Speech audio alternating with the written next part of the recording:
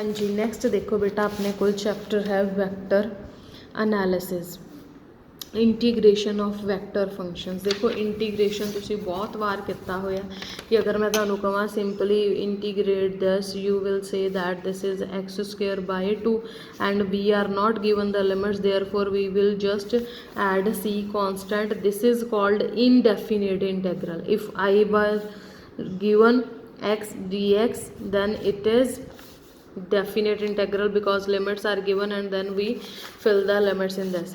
Same as we define the integration of vector function. Vector function देखो हमेशा ही vector दे ਲਈ आ arrow ਦਾ sign होएगा, that means this is a vector function in t, so we will integrate with respect to t. If limits of interval are given then it is a definite integral, otherwise it is indefinite integral. ठीक है, so देखो indefinite integral of a vector function. Suppose we are given two functions f and capital F such that df by dt is equal to capital F, then integrating both side we get that इधर integration आ जाएगी, इधर derivative नाल integration cut गई, ft आ गया, plus some constant जरूर आएगा because here the integration is indefinite. So ft is called indefinite integral of ft with respect to t and we will write it as this. If we are given limits then we define as a definite integral of a vector function.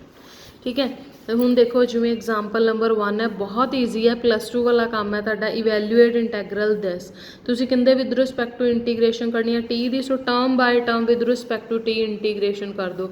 इंटैग्रल अलग अलग terms ते लेके जाओ, with respect to t integration कर दो और बाद विच टी दी अपर लोअर लिमिट पुट कर दिओ, सम सॉल्व हो गया। नैक्सट है integrate d square are by D T square is equal to -n square r. ठीक है, हुण इनू इंटीग्रेट करना है, दैट मीनस असीं दोनों साइड ते इंटीग्रेशन लैनी है। इनका सब तो ईजी मैथड जो है देखो आपां नूं आ दित्ती हुई है, d T square is equal to -n square r. मैं की करूँगी, मैं दोनों साइड ते 2dr बाय डी टी नाल मल्टीप्लाई करता इधर भी और लैफ्ट साइड ते सी 2dr बाय डी टी दे नाल। So now I have 2 times dr by dt d square r by dt square and this is equal to -n square as it is आ गया, ये आ गया 2r dr by dt. So I can write it as derivative, this is the derivative of dr by dt whole square. r ਤੇ इत्थे vector ਦਾ sign पाना नहीं भूलना कभी भी, and this is the derivative of r square because square the derivative करोगे 2 अगे r नाल dr by dt, इनका derivative करोगे 2 अगे dr by dt और dr by dt का एक होर derivative करोगे d square r by dt square.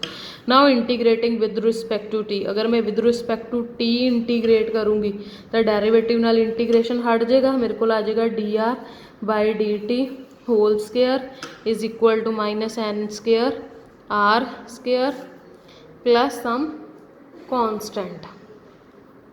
ठीक है, सो इनू सॉल्व करन तो बाद तुहाडे कोल इत्थे कॉन्स्टेंट वैल्यू आ गई, सो इत्थे तक तुहाडा आंसर आ जाएगा। बट हाँ जे बुक वांग करना, बुक वाले ने जस्ट की किया, पहला तो multiplies both side scalarly by this 2dr by dt नाल दोनों साइड ते मल्टीप्लाई करता। उस तो बाद उन्हें कहा कि now we know that d by dt dr by dt square is equal to d by dt of this dot product. उन्हें इनका डेरिवेटिव करना हो तो पहला एज इट इज़ दूजे का डेरिवेटिव प्लस दूसरा एज इट इज़ पहले का डेरिवेटिव, मतलब इन्हें पूरी थॉरली सॉल्व किया which is equal to this.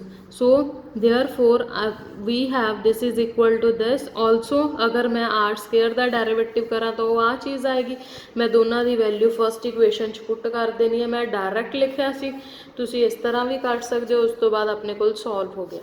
Next है r of t integration function in t given है वैल्यू। ठीक है, show that integral 2 to 3r dr by dt into dt is equal to 10। we know that d by dt r square is equal to 2r dr by dt, we know this and अगर मैं 2 इधर लै जा तो मेरे को r dr by dt की value क्या आ गई 1/2 dt by dr r square. Now integration लवांगे तो इधर इंटीग्रेशन आ गया, इधर डेरिवेटिव ना इंटीग्रेशन कैंसल आउट हो गया.